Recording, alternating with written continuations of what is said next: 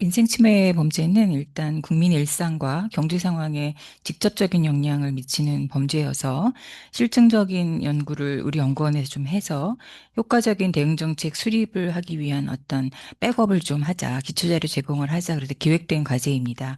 그래서 3년차 과제이고 24년도에 생활주변 폭력범죄, 그다음에 작년에 민생침해 금융범죄, 그리고 금년에 민생침해 악성사기 이렇게 연이어 세 개의 민생침해 범죄를 다루고 있습니다. 작년에는 지금 경찰에서 그 민생침해 금융범죄 4대 범죄를 규정을 하고 있습니다. 그래서 불법 사금융, 그다음에 유사수신 불법 다단계, 불공정 거래, 그다음에 불법 투자 업체 운영 이렇게 네 개의 유형에 대해서 저희가 공식 통계 분석이나 판결문 조사, 그다음에 전문가 FGI, 그다음에 문헌 연구의 연구 방법을 통해서 연구를 진행했습니다.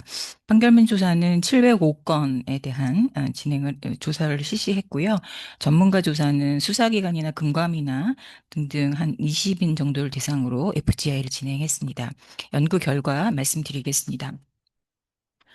먼저 발생 동향, 공식 통계에서 나타난 발생 동향을 보면 일단 불공정 거래 행위는 주로 자본시장과 금융투자업에 관한 법률로 규율하고 있습니다. 그래서 보면 최근 10년간 연평균 327.4건 정도 발생하고 있어서 인구 10만 명당 평균 0.63건 정도 발생하는 셈입니다. 그래서 기소율은 46.39% 정도로 나타났고 구공파한 비율이 60.79% 정도로 나타났습니다.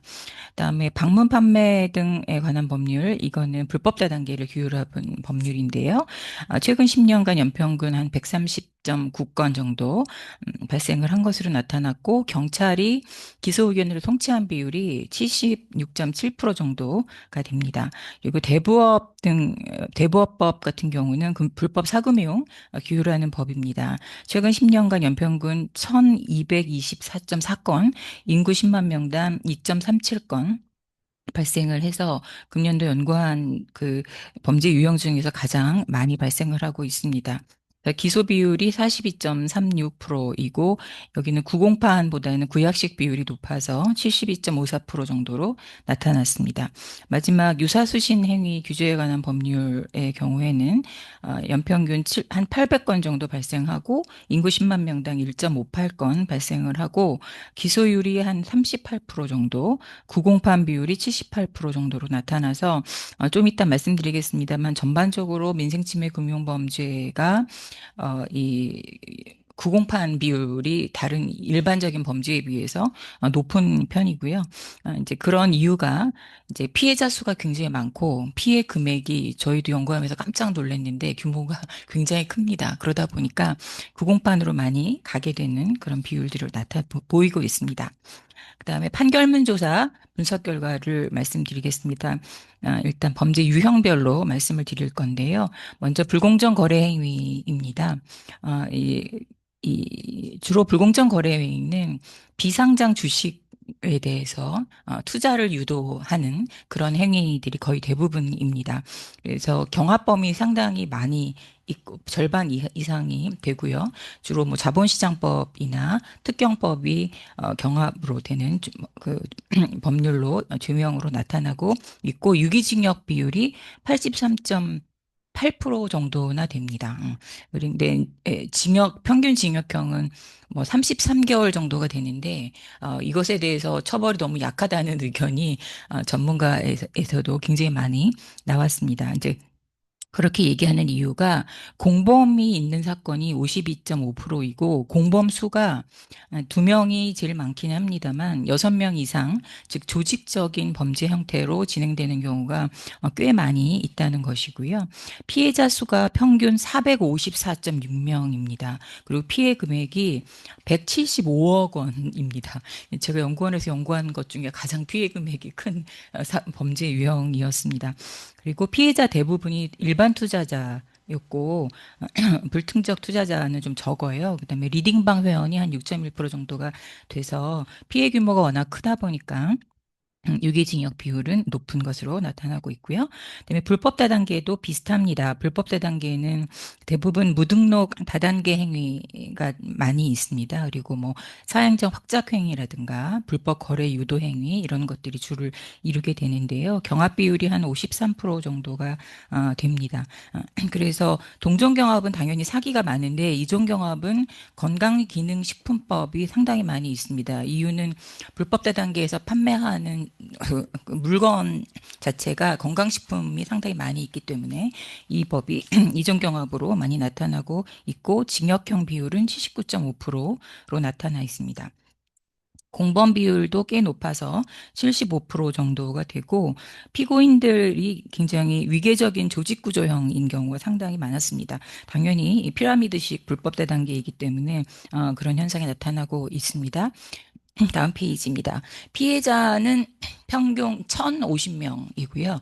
피해 금액은 753억 원 평균 나타나고 있습니다. 이 다단계업이기 때문에 다단계 수가 몇 단계까지 진행되는지를 분석을 해봤더니 3단계가 25%, 4분의 1 정도가 되지만 실제 11단계에서 19단계까지도 8%가 넘습니다. 그래서 이런 특성들을 보이고 있고 모집 방식은 불특정 다수를 상대로 사무실에서 모집한 경우가 굉장히 많지만 그 이외에도 설명회를 개최한다거나 세미나를 개최하는 방식들도 있었고요. 홍보 문구는 주로 고수익을 강조하는 방식이 이제 가장 많았습니다. 그다음에 세 번째는 불법 사금융입니다. 경합 비율이 57.9% 정도가 됩니다. 그리고 이 불법 사금융 역시 유기징역 비율이 높은 편이어서 76.3% 정도인 것으로 나타났습니다. 범죄자 특성을 보면 재범 이상인 비율이 74.6%나 됩니다. 그래서 계속 유사한 범죄들을 저지르고 있다는 것이 이제 밝혀졌고요. 그다음에 피고인들 간의 관계는 주로 기능적인 역할 분업형이 상당히 많았고요.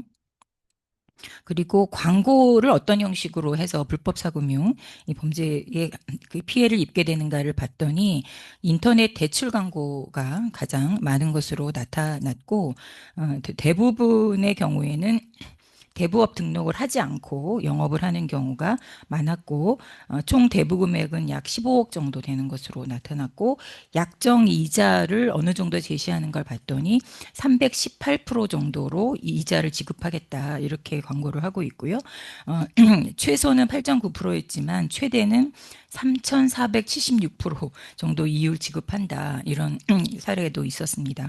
그리고 실제 상환 요구 약정 이자율 평균은 한 5,930% 정도로 매우 높게 나타났습니다. 그래서 이런 것들 때문에 이제 특히 경제적인 상황이 악화될수록 이제 많은 일반 국민들이 이런 불법 사금융 쪽에 이제 피해를 입게 되는 경향이 나타나고 있고 최근에는 청소년들도 이 피해자들이 있고 하는 상황이어서 이 부분에 대해서는 대책에서 조금 더 말씀을 드리겠습니다. 네 번째 불법 투자 업체 운영 같은 경우에는 주로 무인가 투자 매매, 투자 중개, 집합 투자, 신탁업 이런 것들이 가장 많습니다. 경합 비율은 한 40% 정도가 됩니다. 다음 페이지입니다. 주로 이제 재범 이상 비율도 이 유형 역시 77.9%로 굉장히 높게 나타났습니다. 피해자 수는 평균 한 124명 정도 됐고 투자 금액 평균도 한 630억 정도 돼서 이것 역시 피해 규모가 굉장히 큽니다. 주로 SNS나 모바일 앱 같은 것들을 이용해서 운영 플랫폼을 운영하고 있었고 그다음에 제시된 투자 상품의 유형이 주로 주식이나 채권 같은 금융 상품이 많은 것으로 나타났고 수익은 보통 변동 수익률로 제시를 하고 있는 경우가 많았습니다. 모집은 주로 전화나 메신저를 통해서 하고 있습니다. 마지막으로 유사수신 행위 같은 경우에 경합 비율이 한 53% 정도가 되고요. 그다음에 주로 이제 이 동종, 이종 동종의 경우에 사기 범죄가 주로 많이 되고 유기징역형이 한 81.7% 정도로 이것도 역시 높은 수준입니다. 다음 페이지입니다. 그다음에 피고인 특성을 보면 역시 재범률이 굉장히 높은 수준이고요. 공범도 76.9%로 많은 수준입니다. 그러니까 투자 인원은 평균 한 959.52명, 굉장히 많죠. 투자 인원이 1000명 정도 가까이 보통 평균 되고요. 총 출자 금액 역시 523억 원이어서 꽤 큰 규모입니다. 자금 모집은 주로 불특정 다수를 상대로 한 경우가 굉장히 많았고, 주로 대면 설명회를 통해서 모집을 하는 경우들이 많았습니다. 그 다음에 이어서 전문가 의견 조사 분석 결과를 말씀드리겠습니다. 이 전문가 의견들을 종합을 해보면 이 민생침해 금융범죄의 경우에는 초국경화, 그러니까 나라를 넘나들고 있고 또 디지털 전환이 진행이 되고 있어서 최근에는 동남아 지역으로 거점을 이동화시키고 온라인 플랫폼 형태로 하는 경우가 많다라는 것이 특징이고요. 그리고 범죄 조직이 되게 전문화되고 분산화되고 있는 특성이 있고 이게 연속적으로 동일 수법을 해설할 경우에 꼬리가 잡히는 확률이 높아서 최근에는 단타형 범행이 많이 증가하고 있다. 그리고 시나리오가 지속적으로 변화하고 있다. 이런 말씀을 주셨고요. 그런데 문제는 수사의 현재 수사 권한에 한계가 있다. 왜냐하면 경찰이나 금감이 특히 대부업 같은 경우에는 지자체에 많은 권한이 있기 때문에 각각의 기관에 어떤 권한들이 분산되어 있기 때문에 컨트롤 타워가 필요하다는 이야기를 많이 하셨고요. 기관별로 이해관계랑 법령이 상이하다는 문제도 있다. 이런 이야기도 있었습니다. 그리고 현재 처벌 수준이 불충분하다. 그러니까 유기징역은 높지만 실제 수익률에 비해서 범죄 비용이 너무 낮아진다는 그런 문제가 존재하기 때문에 가중처벌 조항을 좀 신설한다든가 하는 그런 필요성이 있다라는 이야기를 했습니다. 그리고 대안적인 해결 방안으로는 이게 근본적으로는 사실 전체 사회의 복지 수준, 그다음에 고용 문제 이런 것들이 선결이 되지 않으면 사실 이 범죄가 없어지긴 어렵다라는 이야기를 많이 하셨고 사회 문화적인 인식 개선이 필요하다. 특히 빚을 권하는 사회 이런 우리의 문화가 좀 줄어들어야 되지 않겠냐라는 의견이 많이 있었고 이 청년층을 대상으로 특히 대학생들 이상 청년층을 대상으로 해서 어떤 이런 조기 금융범죄 예방 교육 같은 것들이 이제는 좀 도입되어야 된다. 요즘에 고등학교 때부터 투자들을 워낙 학생들도 많이 하고 있는 상황이기 때문에 이런 이야기들이 나왔습니다. 그다음에 대응 정책 현황을 보면 현재 민생침해 금융범죄와 관련해서 많은 법이 있습니다. 그리고 정부에서는 22년 8월에 불법 사금융 척결 범정부 TF를 출범해서 국무조정실 주재로 10개 기관이 참여를 해서 하고 있고요. 또 피해자를 위해서는 복합지원 제도를 운영하고 있습니다. 그래서 원스톱 서비스를 제공을 하고 있는데 많이 활성화되어 있지는 못한 상황이고 특히 25년 작년 7월에는 대부업법을 이제 시행을 하게 되면서 이제 금리가 이 60% 초과 금리나 이런 부분에 대해서 원금이나 이자를 전부 무효 처리할 수 있다거나 대부업법 등록 요건을 강화한다든가 하는 그런 개선들이 좀 이루어졌습니다. 여태까지 연구한 것들을 종합해서 개선 방향을 좀 제시 말씀드리면 첫 번째는 말씀드렸듯이 기관 간 긴밀한 정보 공유 협력 체계가 필요하다. 그래서 이것에 예를 들 수 있는 것이 바로 작년 8월에 출범한 보이스피싱 범정부 통합대응 체계입니다. 이걸 벤치마킹할 필요가 있는데 지금 보이스피싱 통합대응단의 경우에는 365일 24시간 운영이 되고 137명이 움직이고 있어서 10개 기관이 파견 인력이 참가하는 형태로 하고 있는데 여기에 이 유사수신이나 다단계 뭐 투자 리딩방이나 가상자산 이 부분들을 조금 더 추가해서 같이 이렇게 통합 대응을 할 수 있는 방식의 체제를 만드는 것이 좋겠다라는 제안을 하나를 했고요.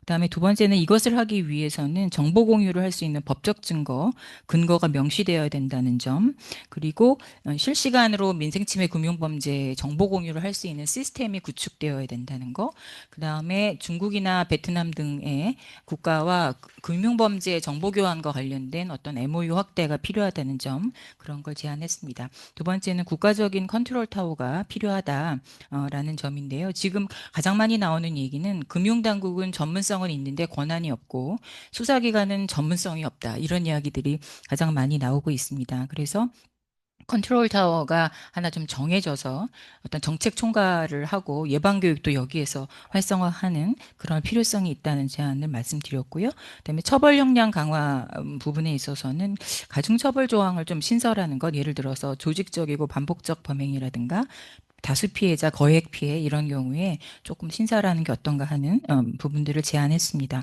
그리고 마지막으로 대부업법 개정과 관련해서는 사실 실시된 지 얼마 되지 않기 때문에 좀 더 모니터링을 해봐야 되기는 하겠는데 지금 현재 가장 큰 문제는 이 대부업체를 지자체가 관리하고 감독하는 그 권한이 지자체에 있는데 지자체 공무원 2명이 한 400개에서 500개 업체를 관리하는 그런 상황입니다. 그래서 이 부분을 금융감독원으로 좀 이관하거나 아니면 광역 단위로 좀 통합해서 전문 인력을 확충해서 모니터링하는 것이 어떤가 싶었습니다. 그래서 이거와 유사한 영국의 제도인 IMLT라든가 아니면 온라인 안전법들을 예시로 한번 제시해 보았습니다. 네, 이상입니다.